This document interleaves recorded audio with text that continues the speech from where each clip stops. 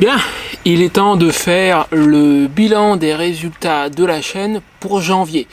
Alors je précise tout de suite que cette vidéo ne va sans doute pas intéresser tout le monde, mais je sais qu'il y a une partie de mon audience qui s'y intéresse parce qu'on me l'a demandé notamment dans quelques commentaires et en privé. Donc je vais faire un suivi, de toute façon j'en avais parlé, je l'avais promis. Je vais faire un suivi des résultats de la chaîne, je pense que juste une fois par mois, ça prend 10 minutes, un quart d'heure.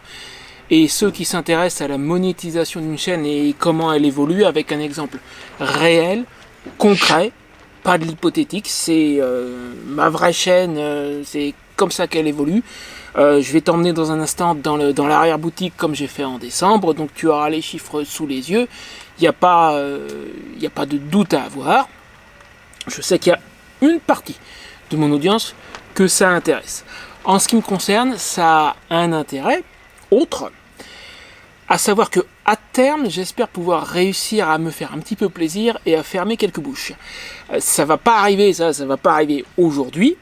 Les résultats de janvier sont pas mauvais, hein, mais c'est pas non plus l'immense explosion. De toute façon, j'avais annoncé en décembre que je m'attendais un petit peu à un petit ralentissement, le contre-coup de l'effet Noël. C'est connu ça sur YouTube. Hein. Les résultats sont pas mauvais, mais c'est pas aujourd'hui que je vais fermer ces bouches-là. Par contre, avec le temps, moi je vais pouvoir dire, regardez, au début, c'est en décembre, là j'avais annoncé tel objectif et tel objectif, et on va voir dans un instant qu'il y en a un que je suis peut-être en train d'atteindre déjà. J'ai mis tant de temps à atteindre cet objectif-là. J'ai mis tant de temps à atteindre cet objectif-là. Et ça sera tout documenté, avec preuve, et pareil, il n'y aura pas à en discuter. C'est ça qui devrait me permettre, à terme, j'espère, de fermer certaines bouches potentiellement soit mal intentionnées, soit mal informées, soit les deux. Voilà. Et soyons clairs, ça ne concerne pas ça la majorité de mon audience, mais moi, j'ai besoin de me faire un petit peu plaisir quand même. Bien, alors je vais t'emmener, comme je disais, dans l'arrière-boutique, mais avant d'attaquer dans le vif du sujet, je me dois de faire une précision supplémentaire. Les résultats de janvier, franchement, sont pas mauvais, par rapport à toute proportion gardée, hein, mais ils sont faussés. Ouais, ils sont faussés, j'ai triché en quelque sorte, grâce à 2 de mes abonnés qui ont utilisé le bouton super merci que tu peux voir sur mes vidéos, c'est-à-dire en clair, qui ont fait un don. Il s'agit de David de Suisse et de l'abonné 31490, il m'a demandé que je l'appelle comme ça, il veut pas que je révèle son nom, qui ont tous les deux donc utilisé ce bouton, qui ont fait un don. Alors ce qui en soi ne me pose strictement aucun problème, ça fait partie des modes de financement possibles d'une chaîne YouTube, donc en soi il n'y a aucun souci. Par contre, je tenais à le préciser en début de vidéo parce que je vais comparer avec les résultats de novembre et de décembre où là, personne n'avait encore utilisé ce bouton pour faire un don, donc novembre et décembre, il n'y a purement que les résultats de la monétisation par les publicités sur les vidéos et les souscriptions, c'est-à-dire les membres de la chaîne qui ont pris une souscription. Par contre, en janvier, il y a ça, plus les 3 dons, parce qu'il y en a un qui l'a fait 2 fois et un qui l'a fait 1 fois, les 3 dons de 2 membres qui ont utilisé ce bouton super merci. Donc je tenais à être clair, d'entrée de jeu, il y a ça aussi en janvier. Et justement, si je disais tout à l'heure que je suis sur le point probablement d'atteindre un des objectifs que j'ai fixé, le premier consiste à dépasser mensuellement, systématiquement, tous les mois, le minimum de paiement de YouTube qui est de 70 $. Et en janvier, je l'ai dépassé largement, et c'est grâce à ces 2 membres-là. Tu vas voir dans un moment que s'il n'y avait que les résultats publicitaires plus les souscriptions, je serais un petit peu en dessous. C'est pour ça que je voulais faire cette précision. Maintenant, voyons où nous en sommes pour janvier. Et pour ça, je vais t'emmener dans les données d'analyse, parce qu'il y a pas mal de choses qu'il va falloir comparer par rapport à décembre. D'abord, en termes de vues, je vais mettre sur janvier spécifiquement 25 700 vues, on va arrondir 26 000 vues pour le mois de janvier, d'accord? Et il me dit d'ailleurs à peu près équivalent à la période du 1er au 31 décembre. Et effectivement, si je regarde décembre, 26 800. Bon, à quelques centaines de vues près, c'est kiff. Ok? Par contre, en dehors des 3 dons de 2 abonnés, janvier a été moins bon que décembre. Et on va essayer d'analyser pourquoi. Donc si je reviens sur janvier, donc décembre au total j'ai fait 90 $, pareil, hein, j'arrondis. Et novembre j'avais fait novembre, j'avais fait 53, je crois, oui c'est ça, 53. Janvier, j'ai 86 $, mais il va falloir faire l'indistinction, puisque comme je disais, il y a les dons en question, donc je vais aller sur l'onglet revenus, toujours sur la période de janvier. Et revenus estimés des contenus. Alors attends, faut pas que je me trompe. Annonce sur les pages de lecture, je vais sortir ma calculette. Parce que revenu estimé des contenus, ça contient les 3 petits dons justement. 43,86, ça ce sont les publicités sur les vidéos. Et souscription 12,06. Donc pour comparer ce qui est comparable par rapport à décembre et novembre, en janvier, 55,92 $, 56 $. C'est-à-dire que c'est du même niveau que novembre. Pourtant, on vient de voir que j'ai fait autant de vues en janvier qu'en décembre. Et j'ai fait plus de vues qu'en novembre, en fait. Attends, ça, je vais la refermer. Si je reviens sur l'aperçu et qu'on compare donc 26 000 vues en janvier, 18 000 vues en novembre.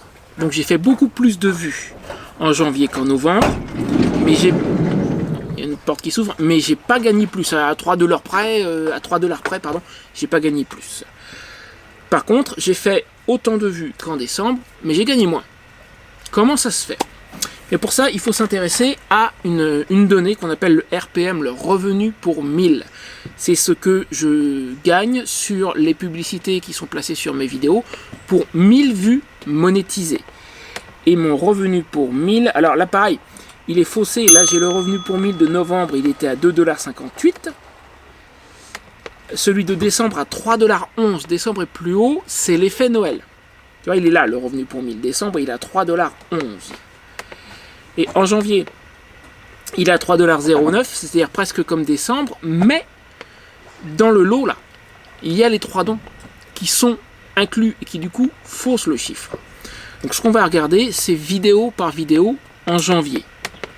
Si je vais sur contenu, et je vais remonter à début janvier, pour te donner une idée, une qui est pas mal marché, celle pourquoi je suis devenu nomade à moto le 2 janvier, si je regarde ces statistiques, et que je vais sur revenu, son revenu pour 1000 est seulement à 1,82 $. Tu le vois là? Je vais regarder une autre. Une autre qui est plutôt bien marchée. Bah tiens, peut-on survivre à l'hiver en Espagne? 2842 vues, c'est pas mal. Pareil, je vais aller sur revenu. Elle est à 1,15 $ seulement. C'est très bas ça en fait. Alors que en décembre, je vais pas te faire le tour de toutes les vidéos, mais en décembre, j'ai eu une moyenne à peut-être 2 $, 2,50 $. Et j'ai certaines vidéos, celle sur le lit de camp par exemple, qui a fait plus de 4 $. Je vais aller voir juste celle-là. Le lit de camp, attends que je te la trouve. Alors, où est-elle? Le lit de camp le plus... Voilà.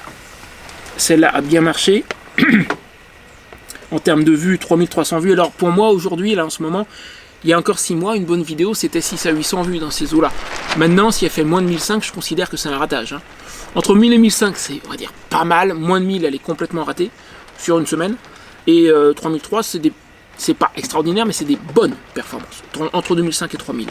Et au niveau revenu, tu vois, revenu pour 1000 vues, elle a fait 4,23 $. Mais ça, c'était à la fois en décembre, 2 ou 3 semaines avant Noël. Et c'est un produit. C'est-à-dire que les gens qui vont s'intéresser à cette vidéo sont des acheteurs potentiels. Là, j'ai testé un équipement de camping. C'est pour ça qu'elle est au-dessus. C'est Noël et c'est un produit qu'on peut acheter. Donc là, automatiquement, les annonceurs vont se dire, derrière les gens qui vont regarder cette vidéo, ça peut éventuellement être des clients. Voilà pourquoi elle est plus haute. Donc globalement, en janvier, mon revenu pour 1000 est clairement inférieur à décembre. C'est pour ça que les résultats publicitaires de la chaîne sont inférieurs à décembre. Par contre, le résultat total, là il manque une journée, hein, puisque je tourne cette vidéo, nous sommes le 1er février, donc le mois vient de se terminer, mais les données sont indiquées avec un jour de décalage. Donc normalement, il doit manquer un jour de données, et le résultat final de janvier va se terminer à, je sais pas, 88, 89 $. Bon, à 1 ou 2 $ près, c'est pareil qu'en décembre. Donc voilà où j'en suis. C'est grâce à deux de mes abonnés. Sans ça, je serais il était à combien le calcul? Il était à 56 $ tout à l'heure. Sans ces deux abonnés qui ont utilisé le bouton super merci, je serais à 56 $. Ce qui n'est pas mal. Sachant que, encore une fois, janvier est connu pour être un mois lent, c'est le contre-coup de Noël. Donc mon revenu pour 1000 devrait repartir dans les mois qui viennent, et il y a un autre truc qui doit normalement se passer dans les mois qui viennent, et je ferai pareil une fois par mois en début ou enfin tout début de mois suivant, un petit récapitulatif. Ce qui doit se passer normalement dans les mois qui viennent, c'est quand je vais repartir en mars. Pour le moment je cherche encore le budget pour pouvoir repartir, je l'ai pas, hein, mais je vais le trouver. Et quand je vais repartir, à chaque fois, j'ai remarqué ça sur ma chaîne, à chaque fois que je repars après une assez longue période d'arrêt, au moins 2-3 mois, et je reprends mon voyage, il y a un regain d'intérêt pour la chaîne. C'est comme ça que j'en suis arrivé au stade où j'en suis actuellement. En fait, quand je te disais, il y a 6-8 mois, une bonne vidéo pour moi c'était 800 vues. Et maintenant, ça serait plutôt 1005, pour que je considère qu'elle a bien marché. Et ben, comment... Il y a un gros palier entre les deux. Et en fait, ça s'est fait d'un coup. J'ai sauté d'un coup. Et c'est quand? C'est à l'automne, quand je suis parti vers le sud, que ça s'est produit en un mois, à peu près. Et après mon départ, un mois plus tard, j'étais systématiquement pour une bonne vidéo, entre 1000 et 1500 vues. Depuis, ça continue à augmenter un petit peu. Mais le déclenchement s'est fait au moment de mon départ. Les semaines qui ont suivi mon départ, quand j'ai posté les vidéos sur départ vers le sud, Bordeaux... je passe chez Pierre-Yves, je rencontre Johan à la boutique indienne à Limoges, je passe chez Francis, on va à Saint-Émilion, et puis j'arrive chez Michel, etc. C'est à ce moment-là que le déclenchement s'est fait pour ce nouveau palier. Et je m'attends à ce qu'en mars, très probablement, je passe encore un nouveau palier et que mes attentes pour une bonne vidéo, ça dépasse de façon systématique les 2000 vues. En matière de nombre d'abonnés aussi, janvier c'est aussi un ralentissement, j'ai pas pensé à en parler. Janvier, abonnés, je suis à nouveau sur les données de janvier, hein, plus 111, 48% de moins que la période du 1er au 31 décembre. Décembre, pareil, il y a eu une explosion, mais encore une fois c'est Noël, j'ai dépassé les 200 abonnés. C'est grâce à une vidéo, c'est celle sur le voyage moto qui à elle seule a dû m'en rapporter 150, un truc comme ça. J'ai eu une grosse vidéo qui a explosé en décembre. Et c'est pour ça que décembre est aussi gros en termes d'abonnés, parce qu'elle m'a vraiment rapporté, attends je vais te la trouver, elle m'a vraiment rapporté beaucoup, celle sur le voyage moto. Débuter le voyage moto, voilà, elle date je crois de la première semaine de décembre, je suis à plus 140 abonnés, et si je regarde juste sur le mois de décembre, 118 en décembre à elle seule. La moitié du nombre d'abonnés de décembre est 31 $. C'est elle qui a tiré décembre vers le haut en fait.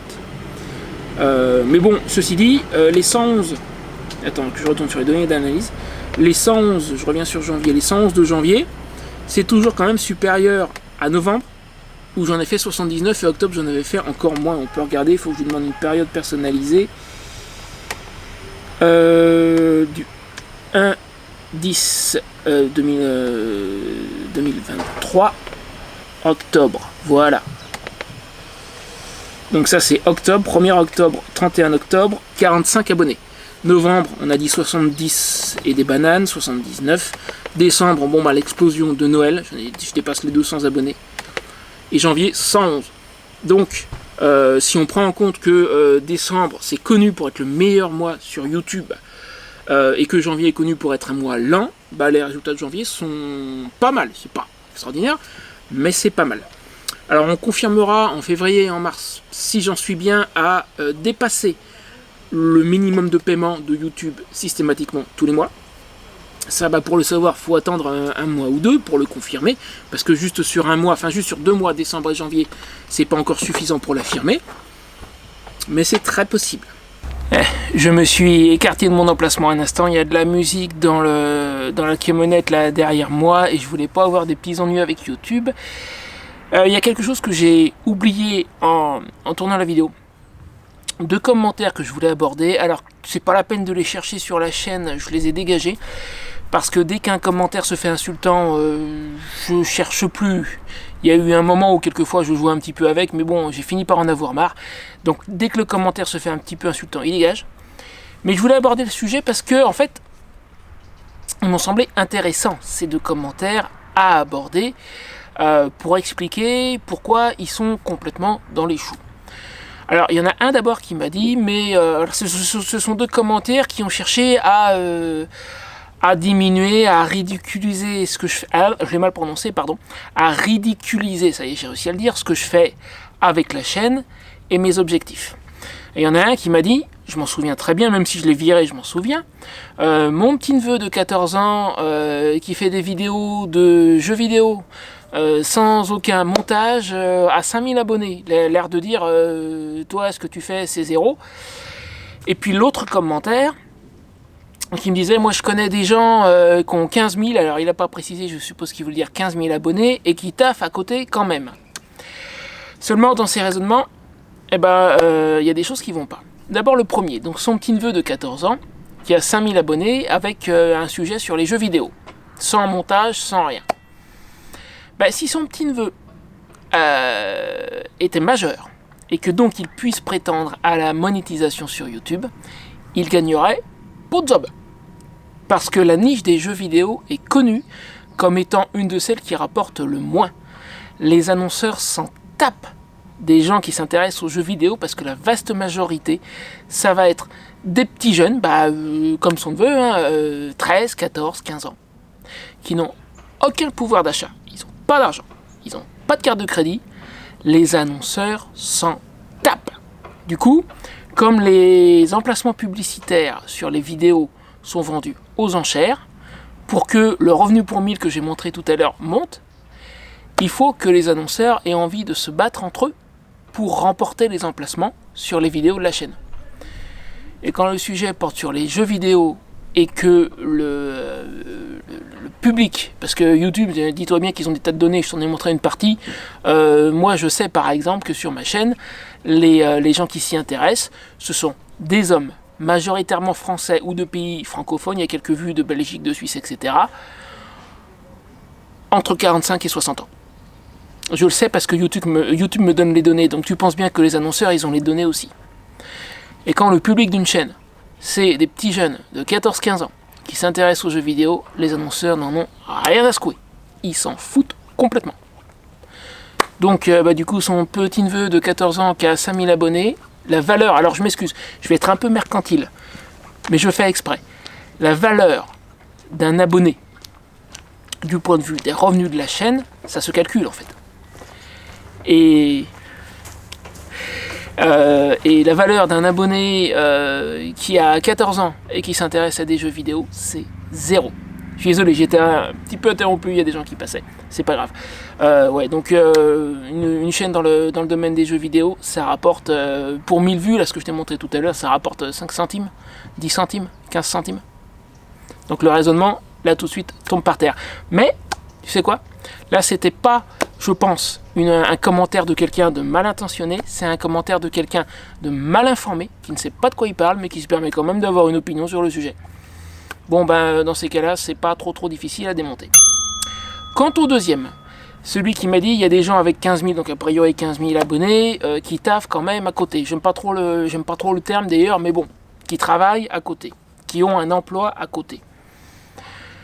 C'est pas si difficile que ça d'obtenir 15 000 abonnés d'une part. Moi j'ai du mal, oui. Mais figure-toi que quand je galérais pour obtenir mes 1000 abonnés de manière à avoir la monétisation, je regardais des vidéos qui parlaient de ça, je regardais les commentaires, je regardais les forums. Et donc pour obtenir la monétisation, à l'époque, il y avait deux prérequis. Ça a été baissé depuis, mais à l'époque, il fallait 1000 abonnés et 4000 heures de visionnage au niveau de la chaîne sur 12 mois glissants, c'est-à-dire les 12 derniers mois. Et la plupart des gens disaient, mais moi, les 1000 abonnés, je les ai eus comme ça. Par contre, les heures de visionnage, j'y arrive pas. Les 4000 heures, j'arrive pas à les avoir. Moi, ça a été l'inverse. Je suis un des rares cas où moi, j'ai galéré pour obtenir mes 1000 abonnés. Par contre, les 4000 heures de visionnage, au bout d'un an, je les avais déjà. Et au moment où j'ai obtenu la monétisation, j'étais plus à 4000 heures, j'étais à 6500, 7000 heures. Et depuis, voilà. Donc la plupart des gens n'ont pas beaucoup de mal en fait à obtenir un grand nombre d'abonnés. Moi j'ai galéré, mais c'est pas le cas général, déjà et d'une.